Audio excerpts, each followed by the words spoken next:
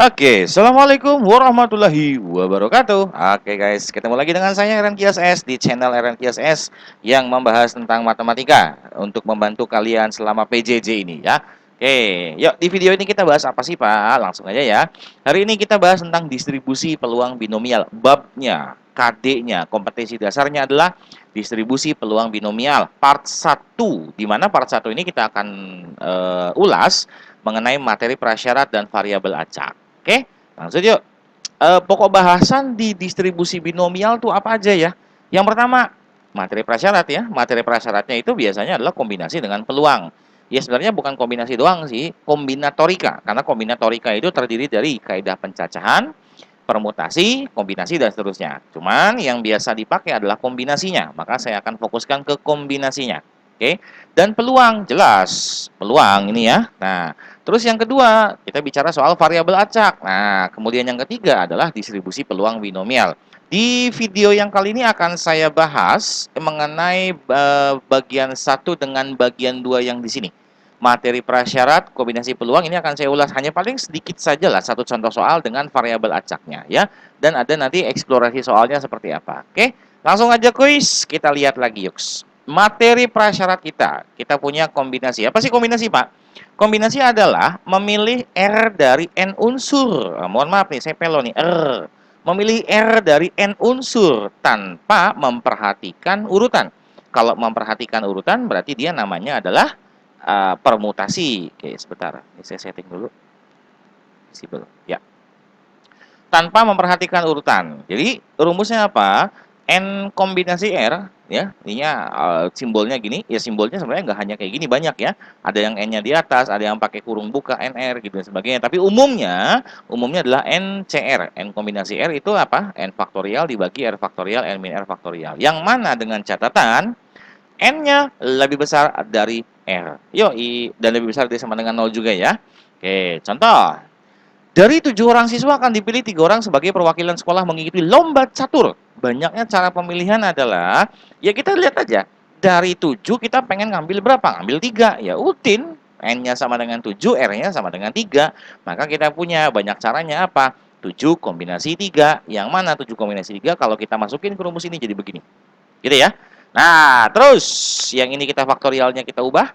7 faktorial jadi 7, 6, 5, 4 faktorial. 4 faktorial tetap. 3 faktorialnya 3, 2, 1. Saya yakin ini kalian udah bisa.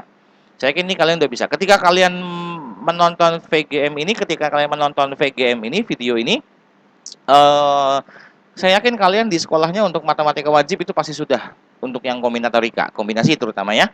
Jadi ini sudah bisa lah. Kemudian kita coret ya. 4-nya kita coret, 4 faktorial kita coret, 6 sama 6 kita coret, tinggal 7. Maka banyaknya cara adalah 7. Oke, begitu.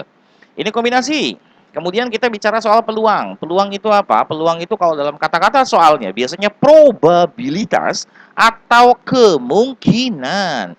Di mana rumus peluang itu adalah PA sama dengan NA dibagi NS. Oke. Mungkin ada beberapa yang belum masuk ke peluang di sekolahnya. Nggak masalah.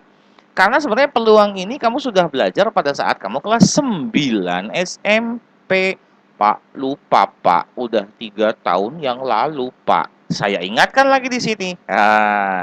NA dibagi sama NS. NA itu apa? Kejadian yang diinginkan dalam soal. Misalnya syaratnya gitu. Soal pengennya pasti syaratnya ya. Kemudian NS-nya adalah banyak anggota dari ruang sampel. Contoh, kita ingatkan ya.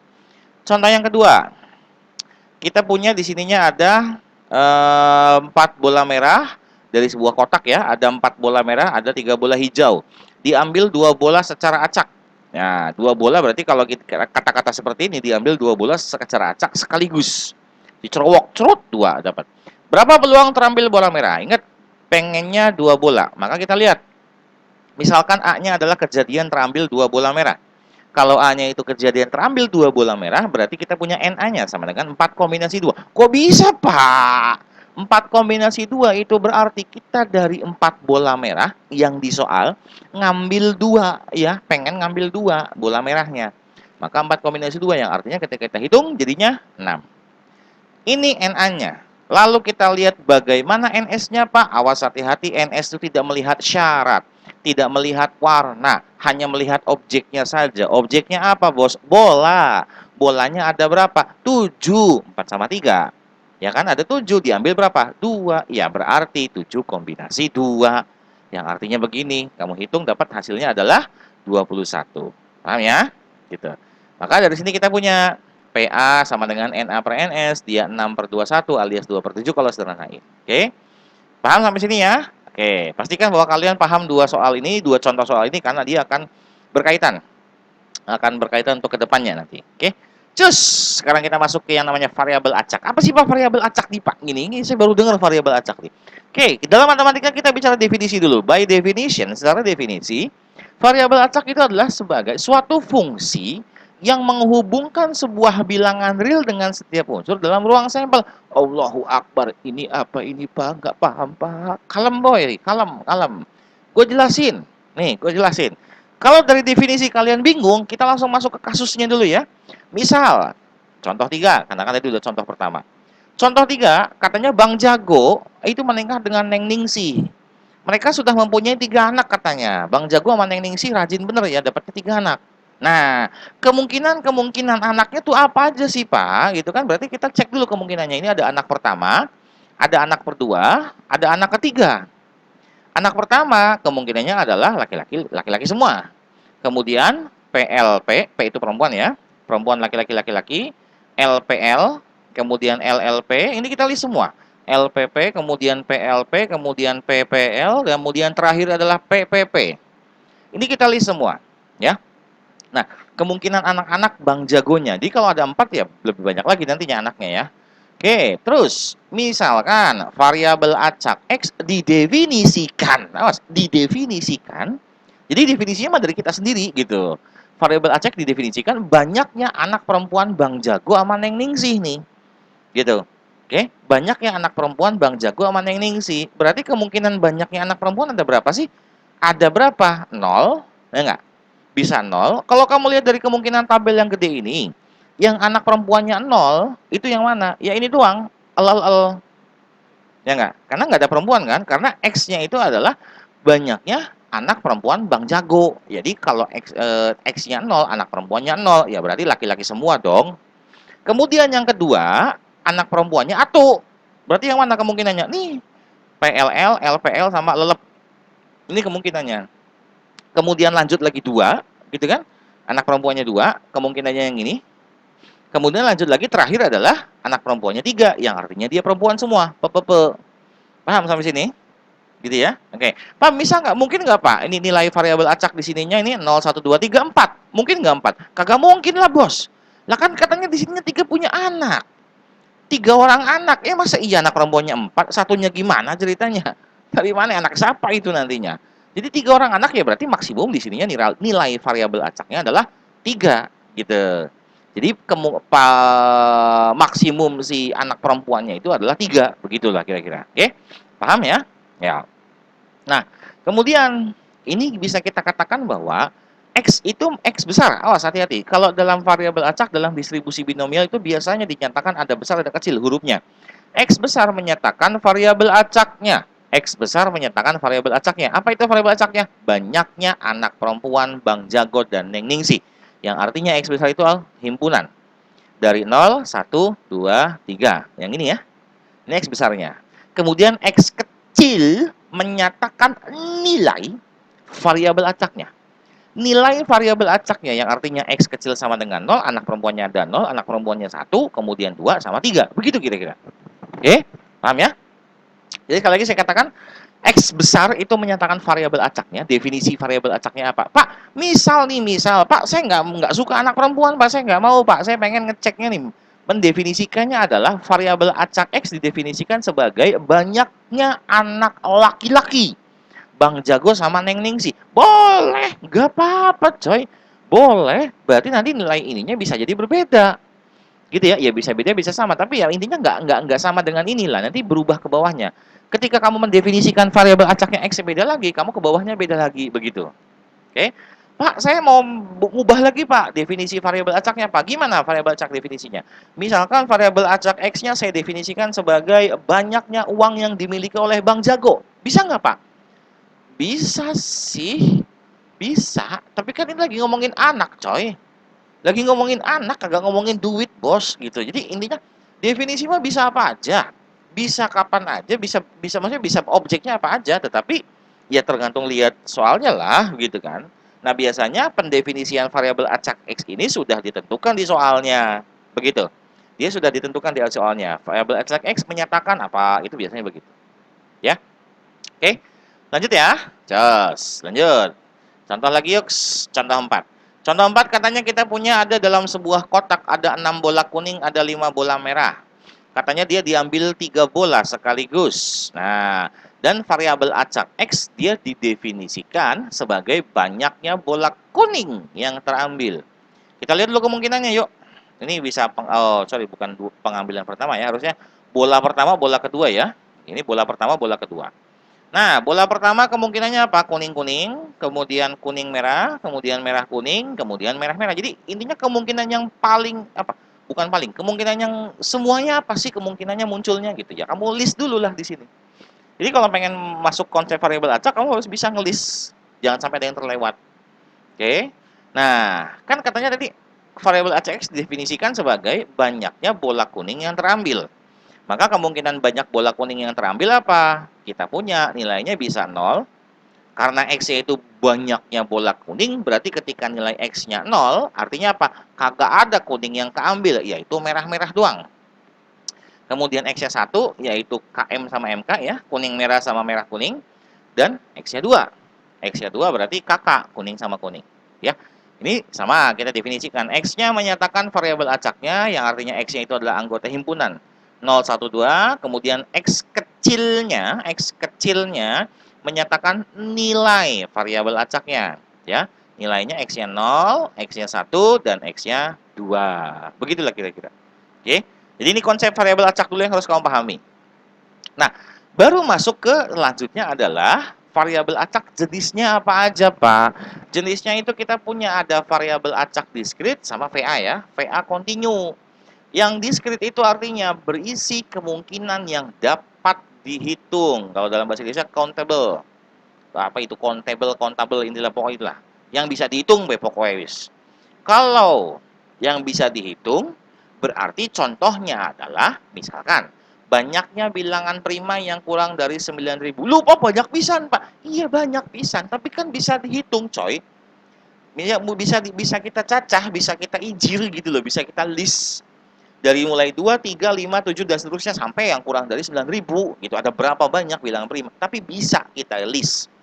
Kemudian contoh yang kedua, banyaknya telur yang busuk saat membeli 3 ton telur. Ya nggak masalah. Banyak bisa Pak, iya banyak, tapi kita memungkinkan kita untuk melis satu-satu, untuk apa? Melihat satu-satu, begitu.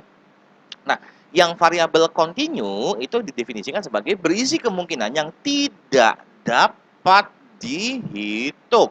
Contoh, banyaknya bilangan real yang kurang dari 90. Buset, Pak. 90, Pak. Ini bilangan real. Iya, bilangan real itu kan kita nggak memandang. Maksudnya bilangan real itu sebuah bilangan lah intinya. Bilangan real adalah semua bilangan yang kita punya. 0,1, 0,10, 0,101, 0,111, 0,112, 0,0005. Itu bilangan real. Itu bilangan real di situ. Jadi kita nggak mungkin menghitung satu-satu bilangan real yang kurang dari 90 gitu. Walaupun batasnya ini lebih kecil. Ini 90, ini 9.000. Jadi masalah countable atau uncountable-nya bisa dihitung atau nggak bisa dihitungnya bukan dari batas gitu loh. Ini batas 9.000, ini batas 90. Walaupun dia lebih kecil, tapi dia nggak bisa dihitung. Karena bilangan real, objeknya yang apa yang mau kita hitung. Kemudian, contoh lagi banyaknya bilangan desimal pada selang 0 sampai 1. Ya banyak banget. 0,01, 0,001, 0,00001, 0,001112 itu semua banyak, ada banyak gitu. Tidak bisa kita hitung. Itu tidak bisa kita hitung. Makanya dia merupakan variabel acak kontinu. Nah, di video kali ini akan saya fokuskan ke variabel acak diskrit. Karena memang di SMA materinya itu lebih fokusnya ke variabel acak diskritnya. Kontinu nantilah kamu di kuliah lah kalau kamu masuk di statistika, di mata kuliah statistika. Oke? Nah, kita cek lagi yuk. Sekarang kita lihat distribusi peluang variabel acak diskrit. Tadi kita udah bicara masalah variabel acak itu seperti apa. Sekarang kita lihat distribusi peluangnya. Oke? Saya ambil contoh soal Bang Jago lagi nih. Kita ambil kasus Bang Jago lagi nih. menikah dengan Neng Ningsih, mereka udah punya 3 anak, ya. Variabel acak X tadi ya, contoh yang tadi definisikan sebagai banyaknya anak perempuan Bang Jago dan Neng Ningsih. Kemungkinannya apa, Pak? Yang tadi. Kemungkinannya kita udah, ini tinggal saya tulis ulang aja ya. Jadi contoh 3 tadi kalau nggak salah. Kita udah bahas secara detail ini tuh apa maksudnya, kita tulis ulang. Nah, sekarang kita lihat NS-nya, kalau bicara peluang, pasti ada bicara peluang sampel. NS-nya apa? NS-nya 2/3. Karena satu anak itu laki-laki perempuan, nggak mungkin yang lain lah, pasti laki-laki atau perempuan kan. Nah, ada 3 anak, berarti 2/3, sama dengan 8. Oke, kita lihat. Peluang banyak anak perempuannya sama dengan 0. Ini kita nyatakan, kita tulis dalam simbol matematikanya adalah F0. Itu sama dengan PX sama dengan 0. Yang ini, PX sama dengan X. X besar itu apa tadi? X besar itu adalah variabel acaknya. Banyak perempuannya, banyak anak perempuannya sama dengan 0. Maksudnya gitu. Nah, kita lihat. Ada berapa sih ruang sampel untuk yang X sama dengan 0 di sini? Oh, ada 1, Pak. Cuma LLL doang, Pak. Ya udah. Berarti kalau gitu kita punya NA per NS sama dengan 1/8. Kenapa 1/8? Kan NA-nya cuma 1, cuma LLL doang. 8-nya dari mana? NS 8. Udah kita hitung tadi. Ya, gitu. Kemudian lanjut, banyak anak perempuannya itu 1. Berarti kita bicara bahwa X besarnya sama dengan 1. Kita tulis F1 gitu. Jadi kita punya variabel baru, bukan variabel ya. Kita punya sebuah pernyataan baru, sebuah simbol baru. F0 itu menyatakan PX sama dengan 0. F1 menyatakan PX sama dengan 1. Peluang anak perempuannya sama dengan 1. Ya udah, kita hitung lagi kayak tadi. Yang 1 ada berapa ya, Pak? Ada 3 atau 23. Ya udah, 3/8. Gampang ya? Gampang dong. Peluang anak perempuannya 2. Anak perempuannya 2, kita punya nih yang ini kan sekarang kan, berarti kan NA per NS sama. Ada berapa ini ruang sampelnya? Ada 3, Pak. Oke, siap. Berarti dia sama dengan 3/8. Selesai. Gitu. Kemudian yang terakhir kita punya anak perempuan 3 sama kayak tadi ya. F3 sama dengan PX sama dengan 3, itu NA per NS-nya. Oke. Nah, ini simbolnya ini boleh kamu tulis F3, boleh kamu tulis PX sama dengan 3, itu sama saja. Oke. Paham ya? Oke. Nah, tabel inilah yang dinamakan dengan distribusi peluang variabel acaknya. Jadi kalau misalkan tentukan distribusi peluang variabel acak, berarti kamu diwajibkan untuk membuat tabel yang ini. Ya, sebenarnya utamanya adalah kolom 2 sama kolom 3. Kalau kolom 1 mah hanya pelengkap saja untuk menegaskan saja bahwa nilainya NA-nya 1, NA-nya ada 3, itu aja. Tapi yang utama dari tabel peluangnya adalah distribusinya adalah kolom 2 sama kolom 3. Gitu ya kira-kira ya. Oke. Nah, sekarang menyatakan distribusi peluang variabel acak. Jadi menyatakan distribusi peluang itu kita punya 3 cara. Yang pertama adalah tabel yang tadi loh, yang saya bilang tabel itu ya. Nah, ini tabelnya tiduran, yang tadi tabelnya tegak gitu, berdiri, nggak apa-apa, nggak masalah. Tapi umumnya ditulis tabelnya tuh rebahan kayak gini, karena memang rebahan tuh paling enak sih, ya. Apa sih, Pak? Enggaknya. Ya, gitu. Kita pengen tiduran, pengen rebahan, boleh aja, sama aja. Nah, ini tabel yang pertama. Kemudian yang kedua, fungsi.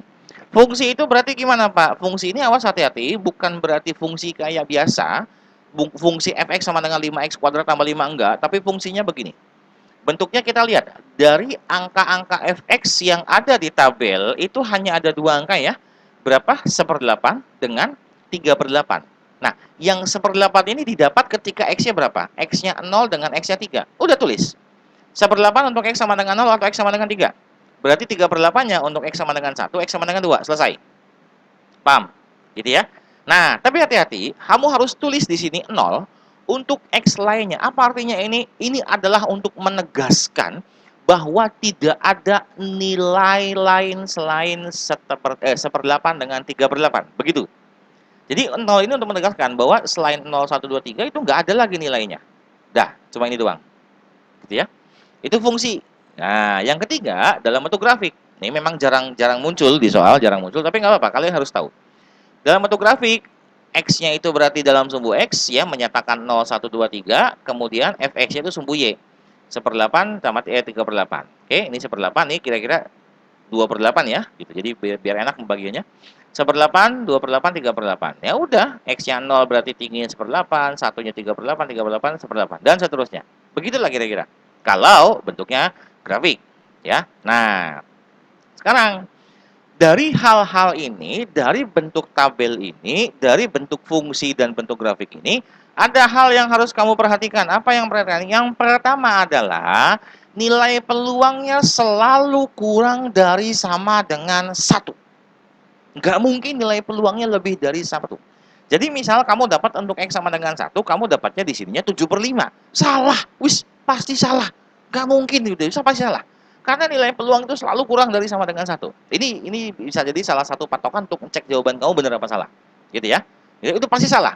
Oke. Kemudian yang kedua adalah jumlah semua fx-nya itu sama dengan 1.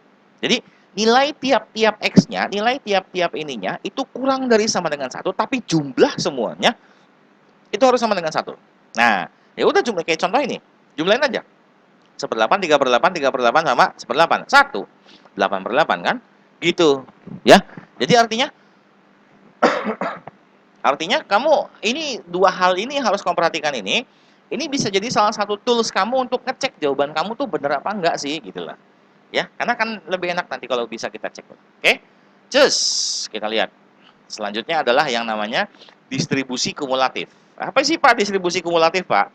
Distribusi kumulatif itu F besar C didefinisikan sebagai peluang X kurang dari sama dengan C. Awas, X kurang dari sama dengan C. Yang berarti X sama dengan 0, X sama dengan 1, sampai X sama dengan C. Yang artinya kalau PX sama dengan 0 itu kan kita tulis sebagai simbolnya adalah F0, F1 sampai FC dan seterusnya. Gitu. Ini definisi dari distribusi peluang kumulatif. Oke. Kasus Bang Jago kita angkat lagi, coy. Tabel distribusi peluangnya tadi kita begini. Nah, sekarang kita pengen nyari F0. F0 sesuai definisi itu sama dengan PX kurang dari sama dengan 0. Maka ya nggak ada lagi lah yang kurang dari 0, dia cuma F0 doang. Jadi artinya berapa F0-nya? 1/8. Selesai. Kemudian F1. F1 berarti definisinya P kurang dari sama dengan 1. Nah, berarti kalau P kurang dari sama dengan 1, artinya dia sama dengan apa? 0 sama 1, ya nggak? Ya kan? Kalau kurang dari sama dengan 1. Maka kita punya F0-nya adalah 1/8, F1-nya adalah 3/8. Tambahin 4/8. Selesai. Ya, saya kira untuk F2 dan seterusnya kalian udah bisa. F2 itu peluang X kurang dari sama dengan 2, berarti F0 1 2, kemudian kamu tambahin. Dan yang terakhir F3. F3 peluang X kurang dari sama dengan 3, ya kamu tambahin semua, dia akan sama dengan 1. Oke. Nah, dari sini kita buat tabel. Tabel distribusi peluang kumulatifnya adalah ini. Udah tinggal kamu tulis aja, pindahkan X-nya 0, 1/8, 1, 3/4/8, dan seterusnya. Oke. Awas hati-hati, ini adalah tabel distribusi peluang. Yang ini adalah tabel distribusi peluang kumulatif. Yang ini F kecil, yang ini F besar. Nah, yang harus kamu perhatikan pertama adalah ketika tabel distribusi peluang ini tidak harus sama jumlahnya. Tapi kalau yang peluang kumulatif yang kamu perhatikan adalah semakin ke sini, semakin ke kanan, semakin gede nilai X-nya, maka nilai F besarnya semakin gede. 1/4, 4/8, 7/8, dan terakhir itu pasti tidak mungkin, tidak wis pasti sama dengan 1. Karena kan jumlahnya tadi yang sifat pertama ya, intinya 1. Oke, gitu ya. Oke, kita lihat yuk sekarang contohnya. Contoh 6. Diketahui sebuah variabel acak mempunyai tabel distribusi pulang sebagai berikut kumulatifnya. Ini kamu punya F besar 0, 1, 2, 3, 4. Oke. Tanya. Berdasarkan tabel distribusi kumulatif, tentukan nilai F kecil 3. Awas hati-hati, F kecil 3. Ya, nah di sini tabelnya adalah tabel F besar. Kita pengennya F kecil 3. Gimana caranya, Pak? Kita lihat yuk. F kecil 3. F besar 3 nih kita punya nih, definisinya apa sih F besar 3? F besar 3 itu sama dengan peluang X kurang dari sama dengan 3, yang artinya dia sama dengan F0, 1, 2, 3. Kemudian kita punya F besar 2. Dia adalah peluang X kurang dari sama dengan 2, yang artinya 0, 1, 2. Nah, di sini kan enak banget nih kita kalau kurangi. Cus, kita kurangin, habislah dia, jebret. Tinggal sisanya F3 dikurangi F besar 2, maka dia sama dengan F kecil 3, begitu. Awas hati-hati, awas hati-hati. Besar sama kecilnya, hati-hati. Oke, udah tinggal kita hitung. F kecil 3 sama dengan F besar 3-nya adalah 9/10. F besar 2-nya adalah 8/10, yang artinya dia sama dengan 1/10. Oke, secara umum F besar K sama dengan, F kecil K itu sama dengan F besar K dikurangi F besar K min 1. Artinya, kalau kita mau nyari F kecil 3, berarti tinggal kurangin aja sama sebelumnya. Gitu deh gampang ya. Kita mau nyari F kecil 1, gimana cara Pak F kecil 1? Pak, kurangin 3/10 sama 1/10, selesai. Paham? Gitu ya. Itu, secara umum gitu, gampangnya gitu, kalau ngelihat dari tabelnya. Kurangin dengan F besar yang sebelumnya. Itu jawaban yang A. Sekarang jawaban yang B. Jawaban yang B itu apa, Pak? Yang B itu kan F peluang X lebih dari sama dengan 3. Sedangkan kita punya definisi dari F besar C itu adalah yang kurang dari sama dengan C. Ini kita punya dua cara mengerjakannya. Cara yang pertama adalah manual. Peluang X lebih dari sama dengan 3 itu akan sama dengan peluang X sama dengan 3 sama 4. Ya kan? Gitu. Yang lebih dari sama dengan 3 berarti 3 sama 4 dong. Ya nggak? Itu pertama. Tinggal kamu hitung. Ininya berarti F3 tambah F4. F3 gimana, Pak? Kayak tadi caranya. F3 berarti kan yang ini, yang F besar 3 kurangi sama sebelumnya. Maka dia 1/10. Pak, F4 sama, yang 4 kurangi sebelumnya. 1 kurangi 9/10. Maka dia sama dengan 1/10. Yang artinya dia akan sama dengan 1/5. Selesai urusan kita. Untuk yang cara 1. Cara 2, coy. Cara 2, ya gini. Cara 2 gini, kita punya gambaran nih, saya gambarkan untuk tabel distribusi. Oh, sorry. Ini bukan distribusi kumulatif ya. Yang ini berarti distribusinya saja ya. Tabel distribusinya, ya. Nah. Oke, kita punya, ini kita nggak tahu nilainya berapa ya. Ini berarti PX sama dengan 0, 1, 2, 3, 4. Ya. P peluang X lebih dari sama dengan 3, itu kan berarti kan PX sama dengan 3 ditambah PX sama dengan 4 kan. Si 3 sama 4 yang ini kan. Nah, enaknya saya kasih pakai pen. Yang 3 sama 4 yang ini. Nah, kita tahu bahwa jumlah ini semua, itu sama dengan berapa? Jumlahnya dia sama dengan 1, ya nggak? Kita punya jumlahnya sama dengan 1. Yang pengen kita cari hanya yang ini saja. Yang PX sama dengan 3 dan PX sama dengan 4 saja. Yang artinya, secara teori, gampangnya adalah, kita bisa ngitung yang 3 sama 4, itu dari mana? Dari yang total 1 dikurangi sama yang sini. Gitu. Benar nggak? Kalau total semuanya 1, kita mau ngitung yang 3 sama 4, ya udah. 1 kurangi sama 0, 2, 3. 0, 1, 2. Gitu. Jadi, kira-kira begini.